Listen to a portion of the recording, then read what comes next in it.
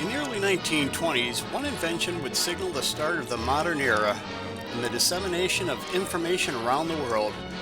For the first time, the events of history could be reported as they happened to almost anywhere on Earth.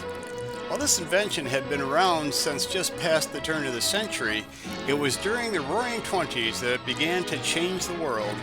That historic invention was radio. Welcome, fellow YouTubers. The Roaring Twenties radio channel brings you another video on early radio. I would greatly appreciate it if you would hit the subscribe button if you're not a subscriber already. In this video, we delve into the life of one of history's greatest physicists. A poll of the top 100 physicists in December 1999 named him the third greatest physicist of all time, behind Albert Einstein and Isaac Newton. Yet, despite his great accomplishments, his name is known by few and seldom, if ever, mentioned. His name is James Clerk Maxwell. Maxwell was born on June 30th, 1831, at 14 India Street in Edinburgh, Scotland, to John Clerk Maxwell and his wife, Frances K. Maxwell.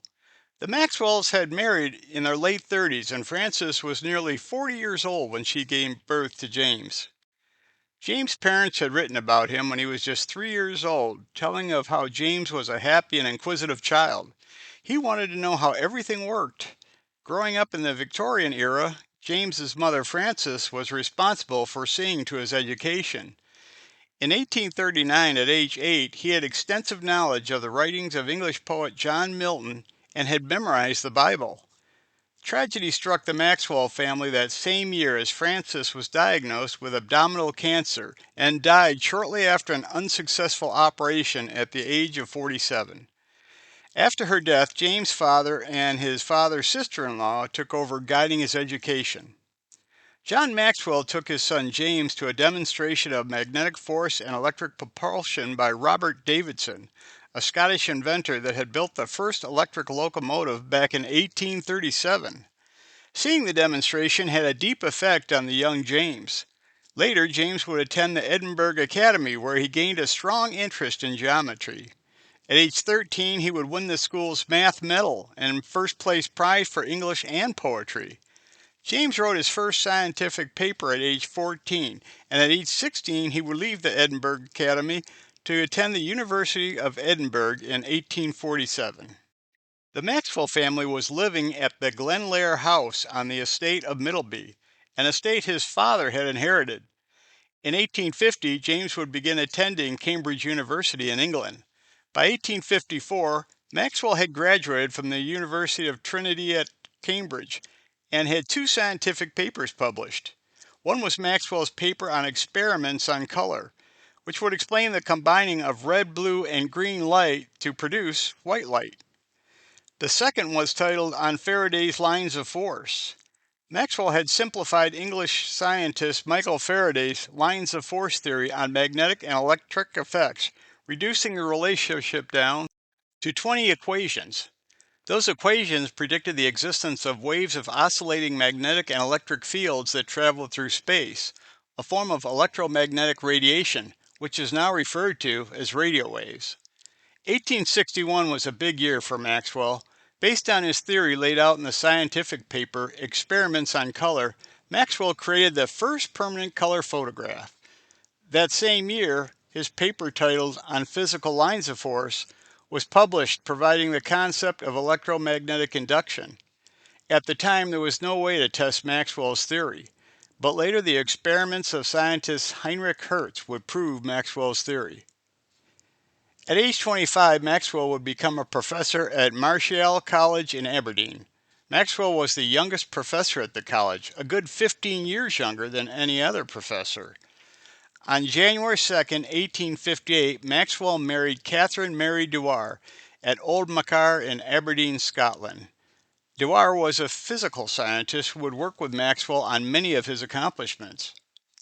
1 year after his marriage, Maxwell would solve a 200-year-old mystery on how Saturn's rings remain stable with his paper entitled On the Stability of the Motion of Saturn's Rings, for which he was awarded the Adams Prize in 1859.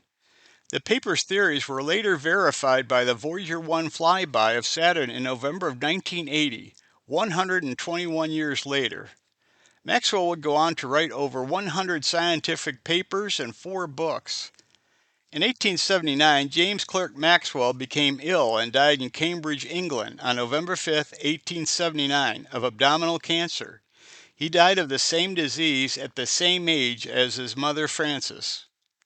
The total body of Maxwell's scientific work would be amazing for any man, but what makes the huge volume of his accomplishments astonishing is the short time he had on Earth, dying at the age of 48.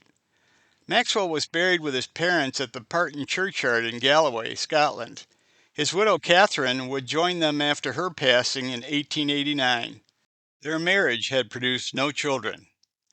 In 1962, the Institute of Physics established the Maxwell Award, an award given for contributions to theoretical physics, mathematical or computational. James Clerk Maxwell's accomplishments were also commemorated with a monument by Alexander Stoddart in Edinburgh, Scotland. The monument was commissioned by the Royal Society of Edinburgh and unveiled in 2008. Another commemoration of his life's work are 3 identical plaques given by the Institute of Electrical and Electronics Engineers in 2009. One is located at King's College, and the others are located at his birthplace on India Street in Edinburgh and at the family home in Glen Eyre. The plaque states that Maxwell's equations underpin all modern information and communications technologies. In 1922, on a visit to Cambridge University, Albert Einstein was told by his host that he had done great things because he stood on Isaac Newton's shoulders. Einstein replied, "No, I didn't. I stood on the shoulders of James Clerk Maxwell." On the 100th anniversary of James Clerk Maxwell's birth in 1931, Einstein stated, "James Maxwell's work was the most profound and the most fruitful that physics has experienced since the time of Newton." Well, that's it for this video. There'll be more to come as we continue to investigate the early history of the world's first true mass medium, radio. Thanks for watching.